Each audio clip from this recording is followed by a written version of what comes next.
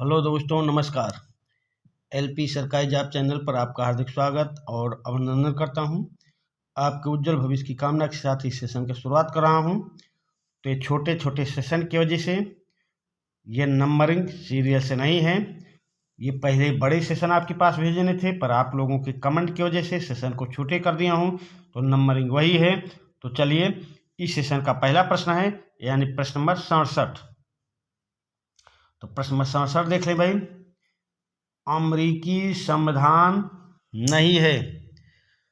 America के बारे में कहा गया है कि अमेरिकी संविधान में क्या चीज़ नहीं है। तो अमेरिका का संविधान संक्षिप्त संविधान, या कठोर संविधान, या अलिखित संविधान, या संघात्मक संविधान। तो प्रश्न नंबर 67 का उत्तर देने का प्रयास करें। तो अमेरिकी संविधान संक्षिप्त संविधान है, कठोर संविधान है, संघात्मक संविधान है, पर अलिखित नहीं है, लिखित है भाई। अमेरिकी संविधान लिखित है। प्रश्न नंबर 67 का ऑप्शन सी सही उत्तर होगा। अगले प्रश्न पे आ जाएं। अमेरिकी राष्ट्रपति का कार्यकाल कितना है भाई, ये आपको बताना है। तो चलिए, प्रश्न नंबर 68। अमेरिकी राष्ट्रपति का कार्यकाल 4 वर्ष है, 6 वर्ष है, 5 वर्ष है, या 3 वर्ष है। प्रश्न नंबर 68 का उत्तर बताने का प्रयास करें भाई। तो अमेरिकी राष्ट्रपति का कार्यकाल 4 वर्ष है भाई, 4 वर्ष। प्रश्न नंबर 68 का ऑप्शन ए सही उत्तर होगा। साथ में दोस्तों, सेशन को शेयर कर दें अपने साथी दोस्तों के पास, और जो सेशन को पहली बार देख रहे हो वो चैनल को सब्सक्राइब कर लें। तो चलिए, प्रश्न पर आते हैं। अमेरिकी राष्ट्रपति का कार्यकाल कितना है? 4 वर्ष। प्रश्न नंबर 68 का ऑप्शन ए सही उत्तर होगा। अगले प्रश्न पे आ जाएं। प्रश्न नंबर 69। संयुक्त राज्य अमेरिका का सर्वोच्च न्यायालय स्थित है। कहाँ स्थित है भाई? संयुक्त राज्य अमेरिका का सर्वोच्च न्यायालय कहाँ पर स्थित है? प्रश्न नंबर 69। फिलाडेल्फिया में स्थित है, या न्यूयॉर्क में स्थित है, या वाशिंगटन में स्थित है, या इनमें से कहीं नहीं, कोई नहीं सही। तो प्रश्न नंबर 69 का उत्तर देने का प्रयास करें भाई। संयुक्त राज्य अमेरिका का सर्वोच्च न्यायालय स्थित है, तो वो स्थित है वाशिंगटन में भाई। संयुक्त राज्य अमेरिका का सर्वोच्च न्यायालय स्थित है वाशिंगटन में। प्रश्न नंबर 69 का ऑप्शन ए सही उत्तर होगा। प्रश्न नंबर 70। चीन में साम्यवादी दल की स्थापना कब हुई है? चीन में साम्यवादी दल की स्थापना कब हुई? 1921 में, या 1925 में, या 1935 में, या 1948 में। चीन में साम्यवादी दल की स्थापना कब हुई है? उत्तर बताने का प्रयास करें भाई। 1921, 1925, 1935, या 1948 में। तो प्रश्न नंबर 70। चीन में साम्यवादी दल की स्थापना हुई है 1921 में भाई। प्रश्न नंबर 70 का ऑप्शन ए सही उत्तर होगा। अगले प्रश्न पे आ जाएं। जनवादी चीन में समूचे शासन तंत्र पर किसका नियंत्रण है? जनवादी चीन में समूचे शासन तंत्र पर किसका नियंत्रण है? जनता का है, या राष्ट्रपति का नियंत्रण है, या साम्यवादी दल का नियंत्रण है, या प्रधानमंत्री का नियंत्रण है? प्रश्न नंबर 71 का उत्तर देने का प्रयास करें भाई। जनवादी चीन में समूचे शासन तंत्र पर किसका नियंत्रण है? तो जनवादी चीन में समूचे शासन तंत्र पर साम्यवादी दल का नियंत्रण है भाई। प्रश्न नंबर 71 का ऑप्शन सी सही उत्तर होगा। प्रश्न नंबर 72। फ्रांस की राष्ट्रीय सभा की सदस्यता के लिए न्यूनतम आयु सीमा। फ्रांस की राष्ट्रीय सभा की सदस्यता के लिए न्यूनतम आयु सीमा 18 वर्ष है, या 21 वर्ष, या 23 वर्ष, या 25 वर्ष। प्रश्न नंबर 72 का उत्तर देने का प्रयास करें। फ्रांस की राष्ट्रीय सभा की सदस्यता के लिए न्यूनतम सीमा क्या है? 25 वर्ष है। प्रश्न नंबर 72 का ऑप्शन डी सही उत्तर होगा। प्रश्न नंबर 73, सार्क की स्थापना किसकी पहल? सार्क की स्थापना की पहल किसने की?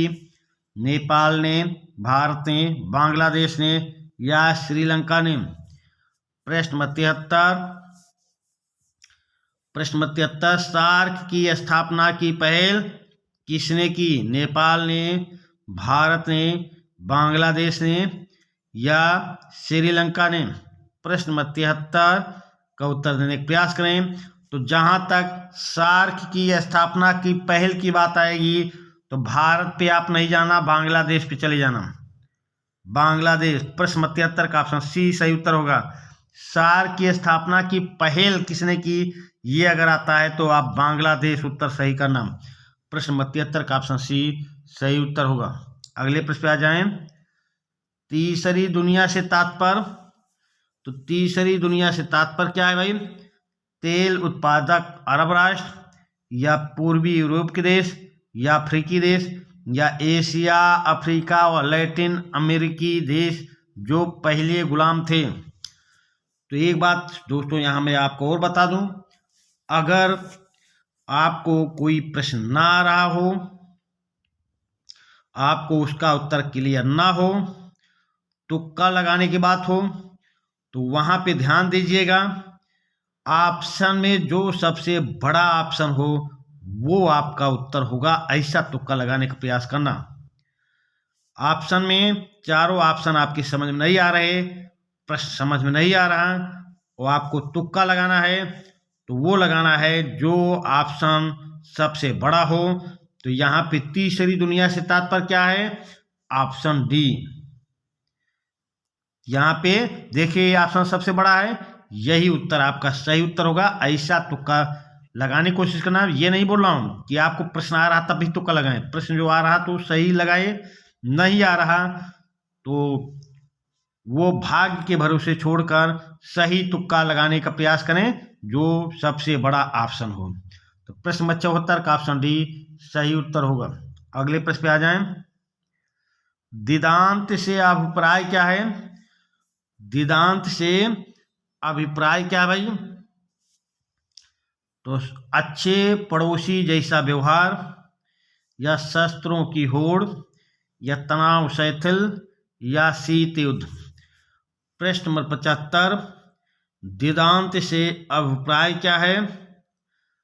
तो दिदांत से अभिप्राय है तनाव शिथिल भाई, तनाव में शिथिलता, तनाव कम होना।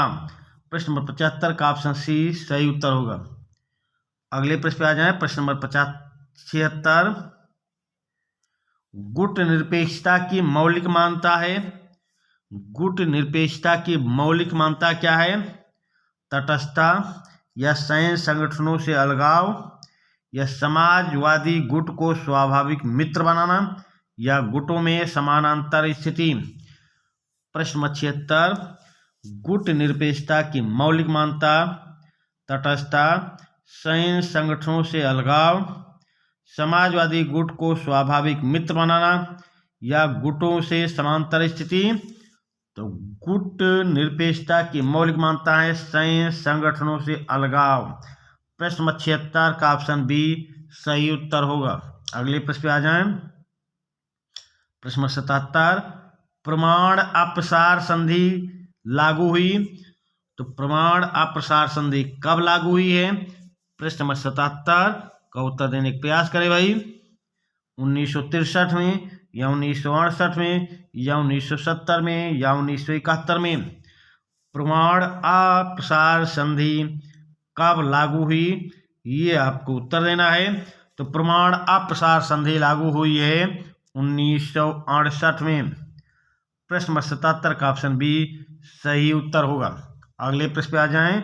प्रश्न नंबर 78, भारत पाकिस्तान युद्ध 1965 के समय संयुक्त राष्ट्र के जिस महासचिव की भूमिका सराहनीय रही वह कौन थे भाई? प्रश्न नंबर 78, भारत पाकिस्तान युद्ध 1965 के समय संयुक्त राष्ट्र के जिस महासचिव की भूमिका सराहनीय रही वो कौन थे?